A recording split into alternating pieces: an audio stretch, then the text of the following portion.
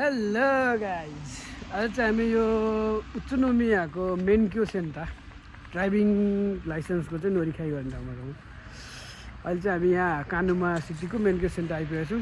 खास काम चाहिँ यहाँ नवीन सरको हो र म पनि यसो साथी भनेर आएको। किनभने उहाँ अलिकति भाषा चाहिँ के छ भने बुझ्नुहुन्छ, तर अलिक फर्काउनु गाह्रो हुन्छ कि उहाँलाई। त्यही भएर चाहिँ यसो फर्काउने मान्छे चाहियो भनेर चाहिँ म आएको। अहिले चाहिँ हामी हेर्नु यस्तो ठाउँमा चाहिँ यो पुरै हुन्छ, बजार चाहिँ पुरो अनघन्टा ठाउँ छ। अहिले चाहिँ हामी अब यो मेन्क्योको लागि आएको 1 बजे, तर अहिले चाहिँ 12:30 भइरहेको छ बल्ल। त्यही भएर चाहिँ हामी यसो बाहिर ह्यान्डबाइक खोज्दै हिँडेको, हल्का एउटा जुस पनि खाउँ भनेको। एउटा ह्यान्डबाइक पनि भेटिएको छैन।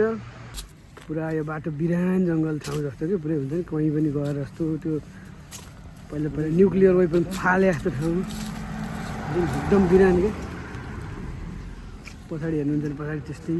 इफ इन केस राति यो बाटो हिँड्नु पऱ्यो भने त महाकाल सातो त हुने रहेछ त हौ। त्यहाँमाथि यतै रुखहरू पनि पुरै ती जङ्गल केही पनि पात पनि केही पनि छैन क्या। पुरा त्यो म्याड म्याक्स फ्युरी रोडको रुख जस्तो क्या पुरा।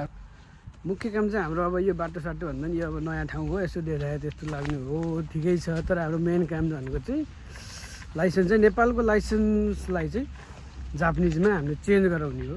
मिल्दो रहेछ। अब त्यसको लागि चाहिँ सुरुमा हामीले नेपालमा लाइसेन्स बनाएको 3 महिना कटेको हुनु पर्ने रहेछ पहिलो रुल्स। 3 महिना कटिसके पश्चात चाहिँ हामीले जापान अटोमोबाइल फाउन्डेसन भन्ने छ, अलिकति उता तल छ, ठ्याक्क उल्टो हामी बसिरहँदा उल्टो दक्षिणतर्फ 4000 येन लिएको थियो अरे। 4000 येन लिएर चाहिँ उनीहरूले त्यो डकुमेन्ट्सहरू हाम्रो कपी गर्छ, जाहिरो कार्डहरू यताउति सब्मिट गरेपछि चाहिँ उनीहरूले अब हामीलाई एउटा लेटर पठाउँदो रहेछ हामी बसेको ठाउँमा चाहिँ। त्यो लेटर पठाइसके पश्चात चाहिँ अब त्यो लेटर पठाएर हामीले आइसकेपछि साइन गरेर हामीले पठाइदिनु पऱ्यो फिर्ता। त्यो चाहिँ गएर अब एमबेसीमा गएर नक्कली सक्कली प्रमाणित भइसकेपछि चाहिँ अनि हामीलाई चाहिँ यहाँ जुन यो मेन्क्यो सेन्टर भन्छ आज यो भएको भनौँ न अपोइन्टमेन्ट। अब जापानमा भनेको अपोइन्टमेन्ट एकदम इम्पोर्टेन्ट हो जेमा पनि।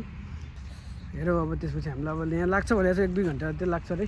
अब सबै कुरा हेर्नु पऱ्यो, डकुमेन्ट बुझाउनु पऱ्यो, के पुगेको नपुगेको सबै कुरा, डकुमेन्ट सबै पुगोस् नै भन्ने त हो। फेरि भएन भने चाहिँ फेरि अर्को दिन के लिएर दौडिनुपर्छ, फेरि टाइम लिनुपर्ने। गाह्रो छ हजुर, गाह्रो छ। हेरौँ के हुन्छ, अन्त के हुन्छ प्रोसेस के भन्दो रहेछ।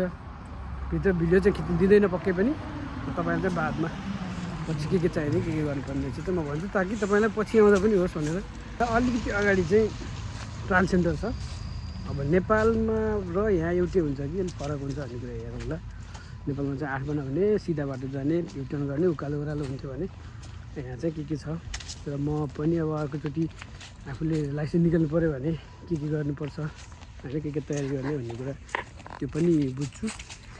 नेपाली भाषामा पनि भएको हुनाले चाहिँ अब त्यो किताब चाहिँ अहिलेदेखि पढेर यसो गर्न पाइन्छ पाइँदैन, छुट्टै किताब किन्न पाइन्छ पाइँदैन, अथवा त्यो सेन्टरमै गएर किन्नुपर्ने हो कि ट्रान्सलेट गरेको नेपाली हो। अब त्यति नबुझिएला अथवा बुझ्न गाह्रो होला।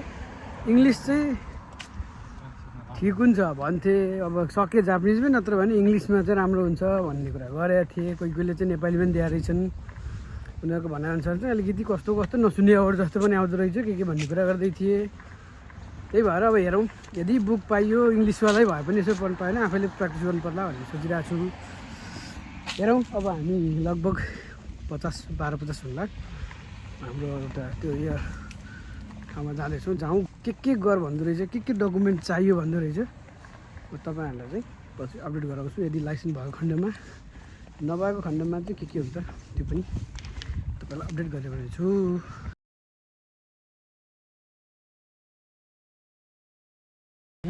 लगभग 4:15 भइसक्यो। अब जापानमा चाहिँ यो जाडोमा अलिक चाँडै नै यो घाम चाहिँ अस्ता हाल्दो रहेछ।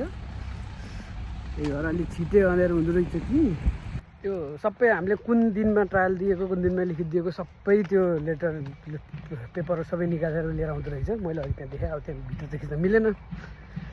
त्यसपछि त्यो सबै ल्याइसके पश्चात चाहिँ अनि हामीले फेरि उनीहरूले जेएफईबाट एउटा लेटर पठाइदिन्छ कि यो मान्छेको लाइसेन्स ठिक छ, यसलाई लाइसेन्सको लागि चेन्ज गर्नको लागि चाहिँ ओके लगिदिए दिए, प्रोसेस अगाडि बढायो भनेर एउटा लेटर दिँदो रहेछ। त्यो लेटर लिएर आएर अनि आफू बसेको ठाउँको चाहिँ जुम इन भन्छ, एड्रेस भेरिफिकेसन गरेर चाहिँ आउनु, त्यो पनि लिएर आउनु पऱ्यो।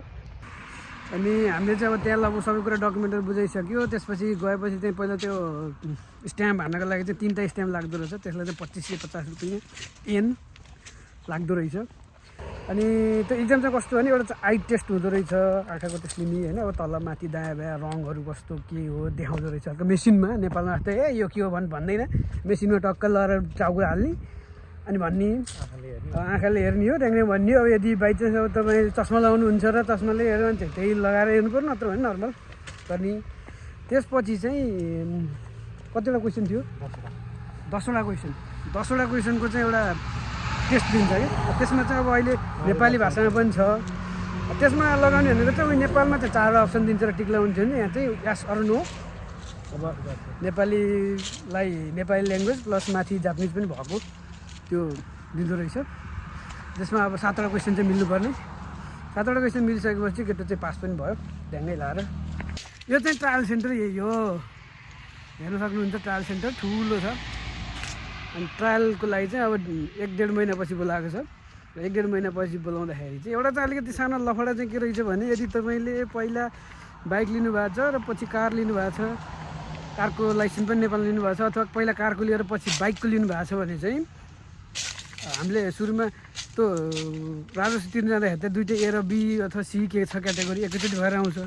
त्यो भएर आउँदाखेरि चाहिँ उनीहरूले भन्छ कि यो चाहिँ कहिले याद गरे कहिले के गरेर हुन्छ सोध्छ। त्यो कुरा चाहिँ आफूले याद गर्नु पऱ्यो।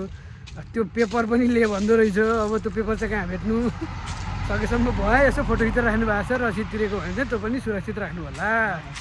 नत्र भने चाहिँ फेरि कहाँ कहाँ के खोज्ने दुनियाँ दिँदैन। अफिसबाट कहाँबाट यातायात अफिसमा गएर त्यो ल्याउनु पर्छ, नत्र नेपालबाट। त्यो पनि याद गर्नु होला। यो चाहिँ हाम्रो यो ट्रायल सेन्टर हो पुरै होइन।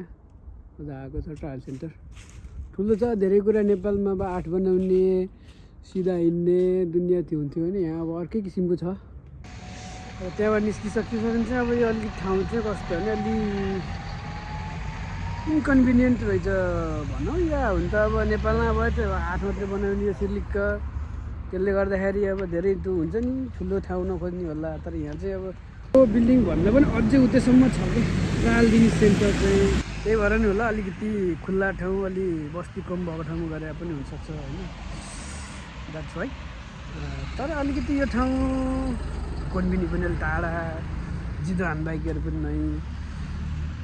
र राम्रो कुरो चाहिँ के भने तपाईँहरू यसो आउनु भएको छ त्यस्तो किरिखाको लागि आउँदै हुनुहुन्छ भने चाहिँ यसो पानी सानी के खास चाहिँ चिज चाहिँ बोकेर आउनु होला। हामी बिहान 9 बजे गएको, लास्ट पिरियड छोडेर 12 बजेभित्र हामी हिँडेको। अहिले लगभग 4 बजिसक्यो। यहाँ चिलिम चाट खानु के छ नि, एउटा जुस र एउटा कफी खाएको। त्यसपछि केही खाएन।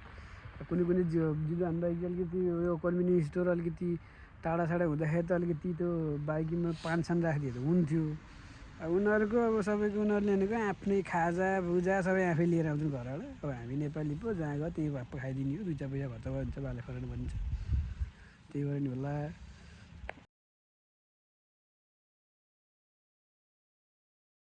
र यो चाहिँ भयो यहाँको ट्रायल सेन्टर। नेपालको अनुपातमा धेरै ठुलो छ, हेर्न सक्नुहुन्छ यति ठुलो एरिया।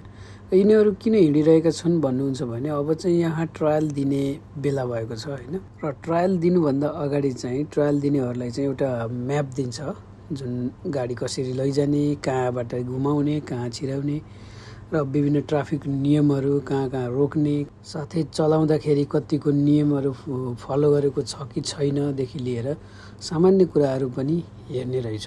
र यो ट्रायल दिने ठाउँमा चाहिँ ट्रायल दिने व्यक्ति बाहेक अरूलाई चाहिँ जान मनाइ रहेछ भनौँ। म पनि हाम्रो काजीलाई लिएर आएको थिएँ। पहिला डकुमेन्टेसनको बेलामा पनि सँगै आइयो र ट्रायलको दिन पनि सँगै आएको थियो। र ट्रायल सकिएपछि हामी फेरि भेटियो र भेटिसकेपछि चाहिँ हाम्रो काजीले चाहिँ लाइसेन्स निकाल्न सफल भयो। खर्चको कुरा गर्नुहुन्छ भने एकैचोटिमा तपाईँले निकाल्नु भयो भने चाहिँ 10,000 ऐनमा निकाल्न सक्नुहुन्छ भने ड्राइभिङ सेन्टरमै गएर सुरुदेखि नै सिक्छु र गर्छु भन्नुहुन्छ भने चाहिँ ठाउँ हेरेर 2 लाखदेखि सुरु हुने रहेछ।